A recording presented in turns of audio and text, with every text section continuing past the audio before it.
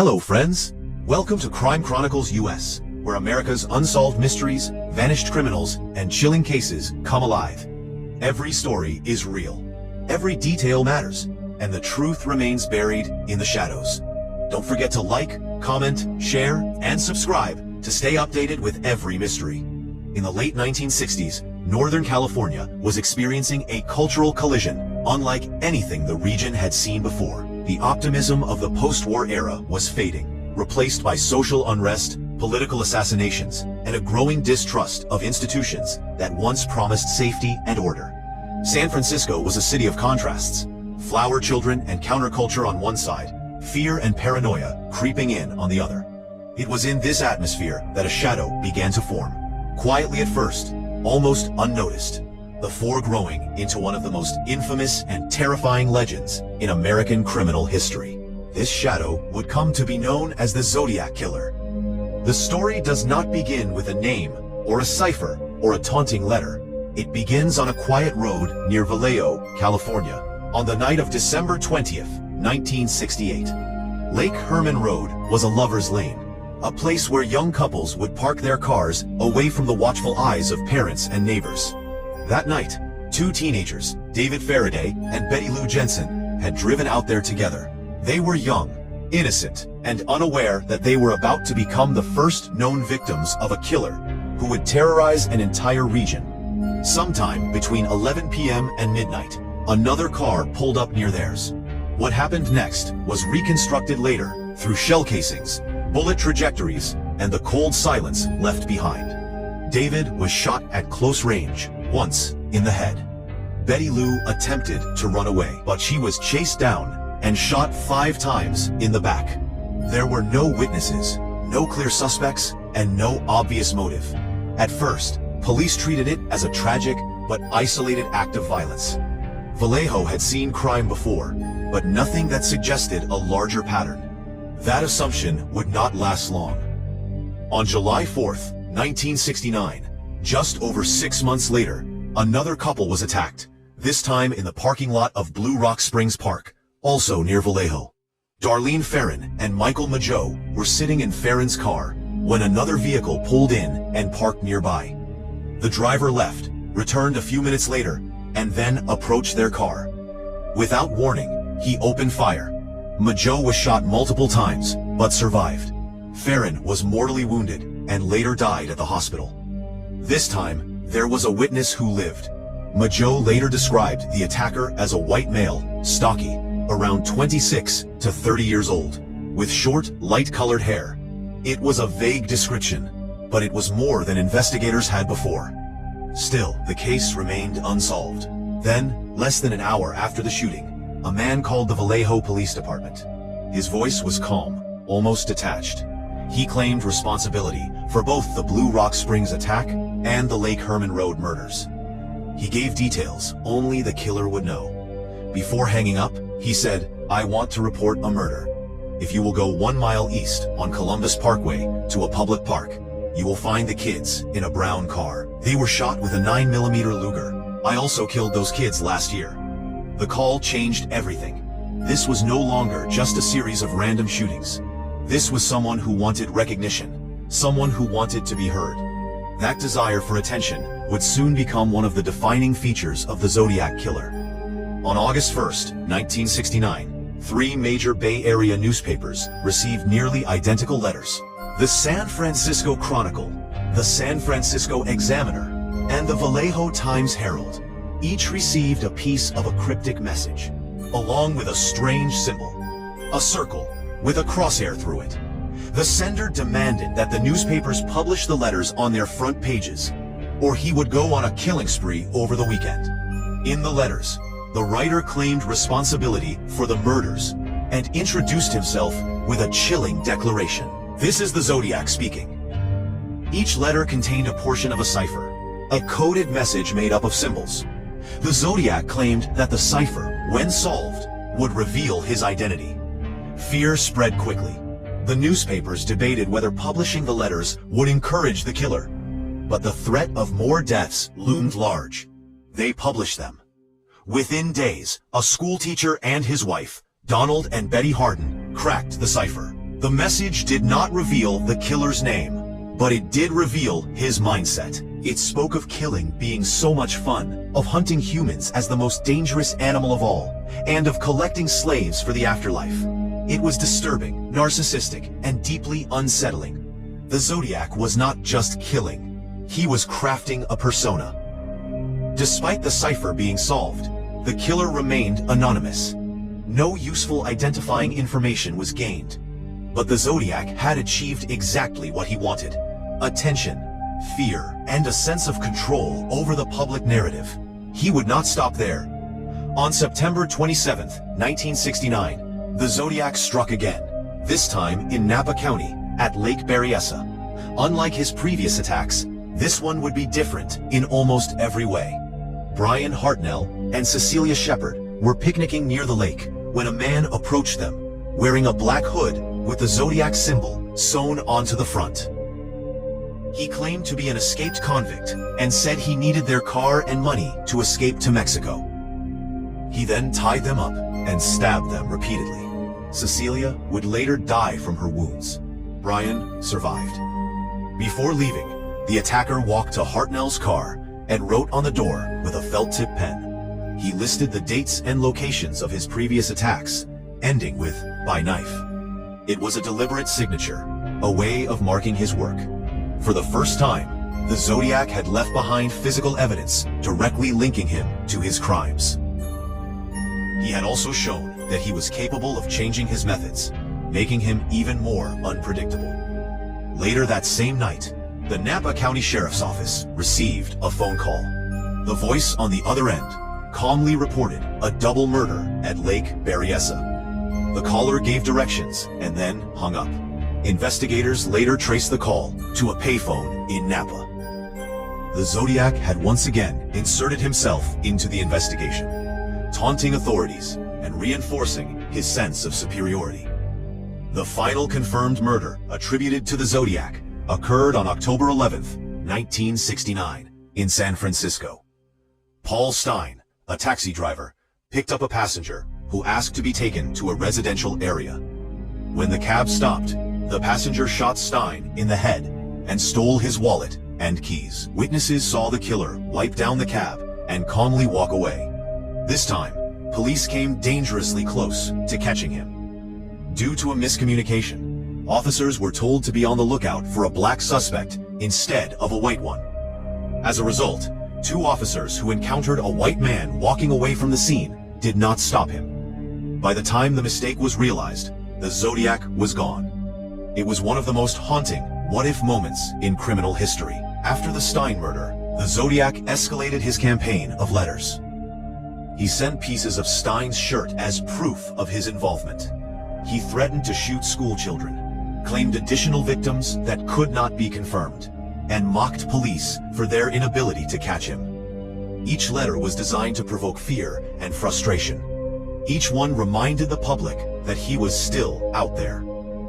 Despite intense investigations involving multiple police departments and the FBI, the Zodiac killer was never identified with certainty. Suspects came and went, evidence was analyzed and reanalyzed, but nothing definitive ever emerged. Over time, the letters slowed and eventually stopped. The killings ceased. Whether the Zodiac died, was imprisoned for another crime, or simply chose to stop remains unknown. What makes the Zodiac case so enduring is not just the brutality of the crimes, but the psychological warfare that accompanied them. The killer turned murder into a spectacle, using the media as a weapon and fear as a tool. He became more than a person. He became a symbol of unanswered questions, of evil without a face. This is where the story pauses, not because it ends, but because it deepens. The confirmed crimes are only part of the mystery. The letters, the ciphers, the suspects, and the theories are where the case becomes truly labyrinthine. In the next part, we will step into that maze, examining the suspects, the evidence, and the chilling possibility that the Zodiac killer may have been hiding in plain sight all along. As the years passed, after the last confirmed murder, the Zodiac killer transformed from an active threat into an obsession. Investigators, journalists, amateur sleuths, and ordinary citizens refused to let the case fade. Instead of answers, time only produced more questions. The silence from the killer did not bring relief. It created a vacuum, one filled with speculation, suspicion, and an ever-growing list of suspects. The Zodiac no longer needed to kill to remain powerful. His mystery alone was enough. One of the most disturbing aspects of the case was the sheer volume of letters that continued to arrive, even after the murders appeared to stop. Some were clearly from the Zodiac, containing verified pieces of Paul Stein's shirt. Others were questionable, possibly hoaxes inspired by the fear and notoriety surrounding the name. The Zodiac seemed to enjoy blurring the line between truth and deception. He claimed a rising body count, sometimes saying he had killed dozens of people. Law enforcement could never confirm these claims, but the uncertainty was part of his strategy. If people believed he might be responsible for unsolved murders, then his shadow stretched far beyond the known victims. The ciphers became a central fixation. While the first cipher was cracked relatively quickly, others resisted every attempt for decades. Cryptographers from around the world took a shot at them. Some believed the Zodiac never intended the later ciphers to be solved at all, that they were designed only to create the illusion of intelligence and control. Others argued that the solutions were there, hidden behind complex layers of symbolism, misdirection, and deliberate errors. Each unsolved cipher became a taunt, frozen in time, daring future generations to try again. As technology improved, so did investigative methods. Old evidence was re-examined using modern forensic techniques. DNA analysis was attempted on stamps and envelopes from the letters. Partial DNA profiles were developed, but they were incomplete and inconclusive. The problem was compounded by the fact that investigators could not be sure whether the Zodiac had licked the stamps himself or used a sponge or another person to apply them. Even science could not cut cleanly through the web he had spun. Suspects emerged, each one seemingly more convincing than the last, only to eventually fall apart under scrutiny. Arthur Lee Allen became the most famous of them all. He lived in Vallejo, near several crime scenes. He was known to own a Zodiac brand watch with the same symbol used by the killer. He had disturbing interests, had been questioned by police multiple times, and was identified by surviving victim Michael Mageau as resembling the man who shot him. For years, many believed Allen was the Zodiac, but belief is not proof. Allen's fingerprints did not match those found in Paul Stein's cab. His handwriting did not conclusively match the Zodiac's letters. DNA evidence failed to tie him directly to the crimes. He died in 1992, taking whatever secrets he may or may not have had with him. For some, Allen remains the Zodiac in all but name. For others, he is a convenient scapegoat, a man who fit the profile just enough to absorb decades of suspicion. Other suspects followed. Lawrence Kane, a man with a history of violent behavior and possible ties to the Bay Area at the time of the murders. Richard Gaikowski, a journalist whose writing style some believed matched the tone of the Zodiac letters. Each theory brought new connections, new coincidences, and new dead ends. The more people searched, the more fragmented the truth became. Every suspect had flaws. Every narrative had gaps. What makes the Zodiac case uniquely haunting is that it resists closure. Most serial killers are eventually caught, named, categorized, and understood. The Zodiac denied the world that satisfaction. He refused to become a mugshot or a courtroom spectacle. Instead, he became an idea, a ghost that could be reshaped to fit countless theories. In doing so, he robbed the victims and their families of justice, and he robbed society of certainty. The cultural impact of the Zodiac Killer cannot be overstated. He inspired books, documentaries, films, and endless online discussions. His symbol became instantly recognizable.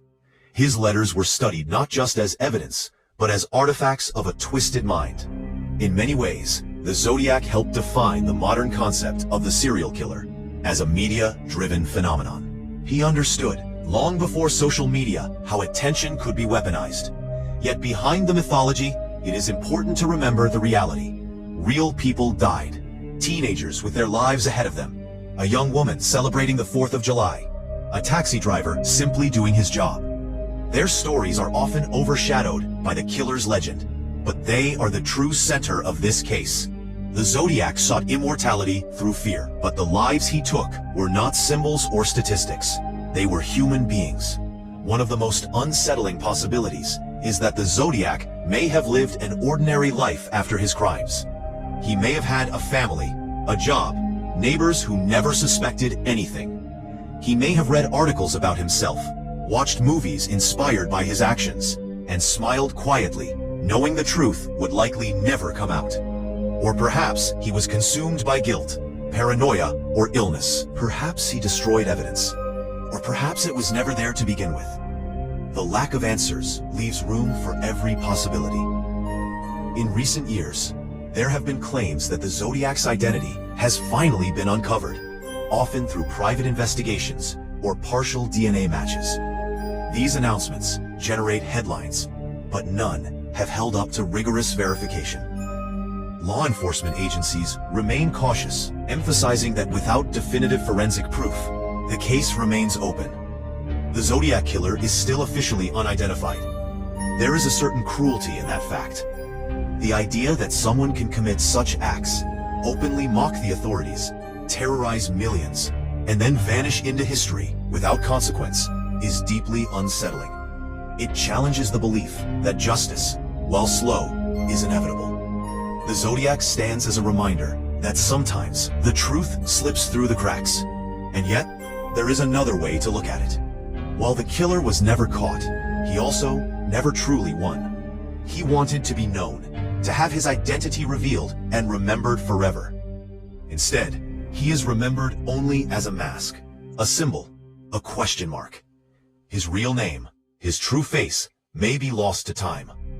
The fear he created faded. The world moved on. New generations learned his story not through terror, but through history. The Zodiac killer's greatest weapon was mystery, but mystery cuts both ways. It keeps him alive in legend, but it also denies him the final word. He cannot confirm his claims. He cannot correct the record. He cannot control how he is remembered. He exists only in fragments, letters, ciphers, police reports, and the imaginations of those who continue to search for answers. In the end, the Zodiac case is less about who the killer was and more about what he revealed. He exposed vulnerabilities in law enforcement communication. He demonstrated the power of media attention. He showed how fear can spread faster than facts. Most of all, he showed how deeply humans crave resolution and how painful its absence can be. The story of the Zodiac killer does not conclude with an arrest or a confession. It ends in silence. A silence filled with unanswered questions, faded evidence, and the haunting possibility that the truth may never be known. Somewhere in that silence lies the real identity of the Zodiac, locked away forever, while the world is left with only the echo of his crimes and the enduring reminder that some mysteries refuse to die. And the story ends here. So friends, if you enjoyed this video, then don't forget to like, comment, share, and subscribe to Crime Chronicles US for more chilling unsolved mysteries from across America. Stay curious, and we'll see you in the next story.